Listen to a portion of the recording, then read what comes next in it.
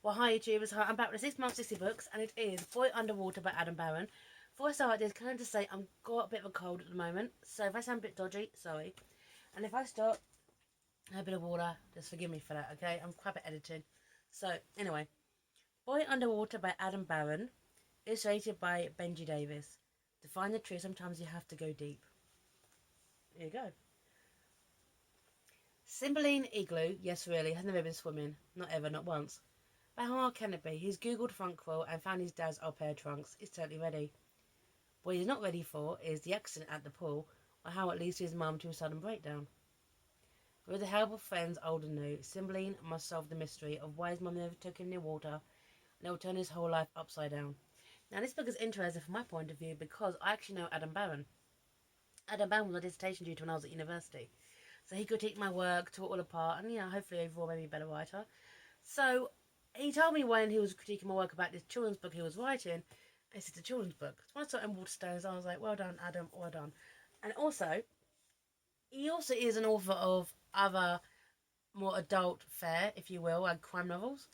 So it's interesting to see a crime novelist kind of juxtaposed now writing children's book because even though this is a children's book, it's also more of a bit of a detective book as well.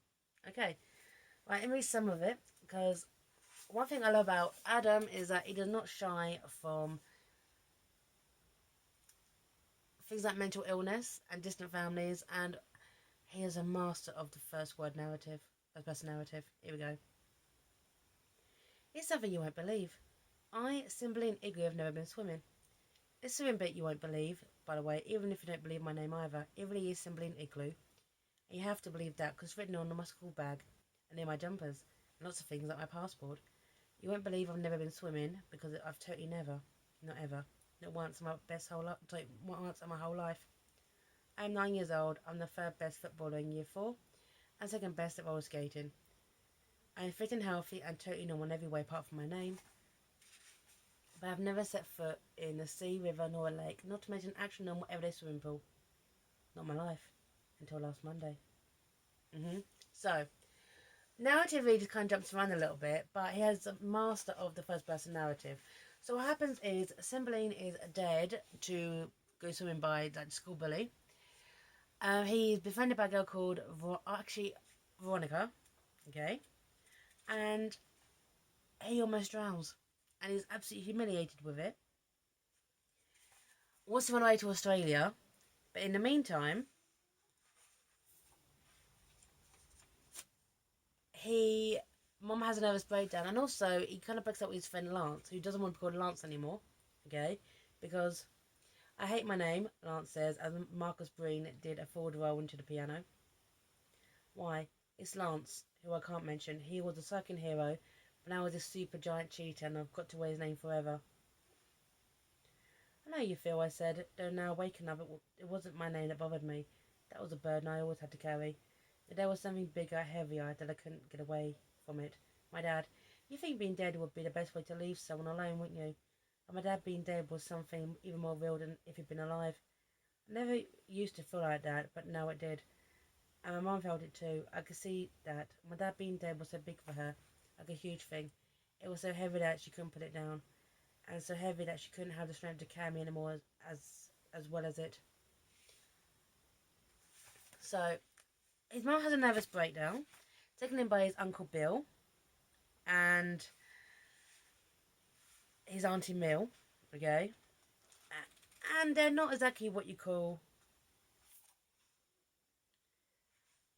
the best kind of guardians for him. They're doing their best in kind of circumstances, but the thing is, his auntie Mill really kind of resents Cymbeline for his existence. And this bit here, and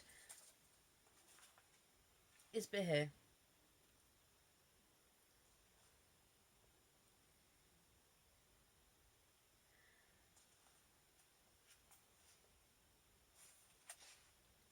This is when they go to the private school, the Huggies private school, Juniper and Clayton. Yeah, fine.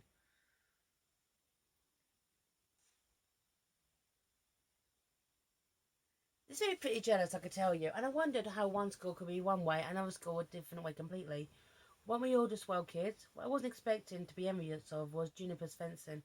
This I imagined was some sort of craft activity involving PVA glue and bamboo. Well, it was, I soon realised, was not fencing at all. It was sword fighting. Lots of kids in padded white clothes and black mesh masks were trying to hit each other with real metal swords. It looked brilliant.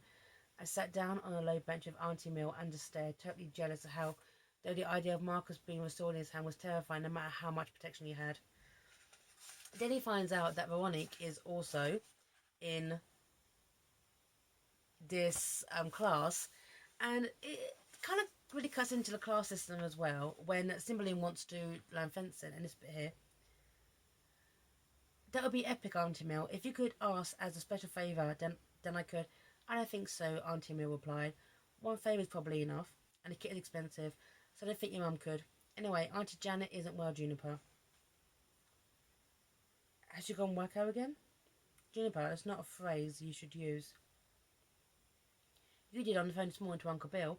Is that what you were arguing about?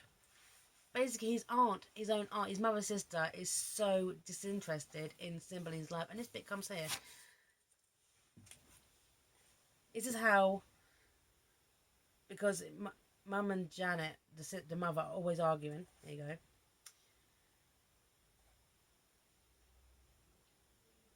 I used to be an actor. This is Auntie Mill. I did theatre mostly. I was in a play Auntie Mill went on. Was it about sisters then? No. But then what?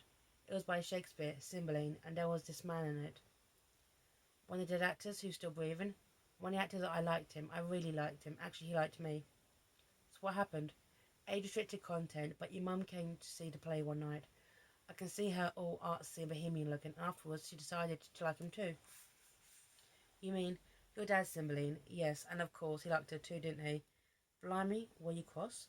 Only a little bit, you might say. Well, I get it, but why are you still crossing Mum now? Now? Yes, I mean, you've got Auntie Chris now, haven't you? So Uncle Chris now, haven't you? Oh, yes, Auntie Mill said, her voice going suddenly quiet. I've got Uncle Chris, haven't I? And that makes everything alright, doesn't it? These adults seem to kind of throw Cymbeline into this world where he can barely cope with it himself. He's 9 years old. His mum has been taken to psychiatric care. His father's dead as far as he knows. He almost drowns when he's going swimming. And yet they seem to obviously project their issues on him. Treat him in a way that you really should treat a child. Dismissive of him. Basically, Cymbeline.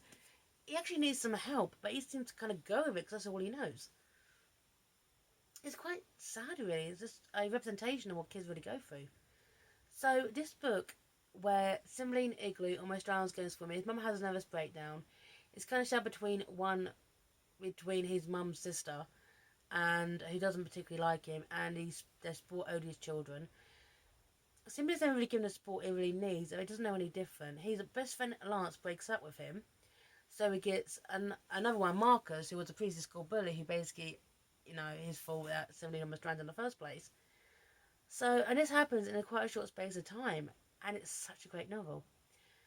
It is such a great novel. I've really, really enjoyed it. So well done, madam. Well done. This is a story where the ending, I didn't see it coming. There's a twisted story. And it's understandable. And it's shocking and also kind of heartbreaking too. So, I'm signing off here. And I'm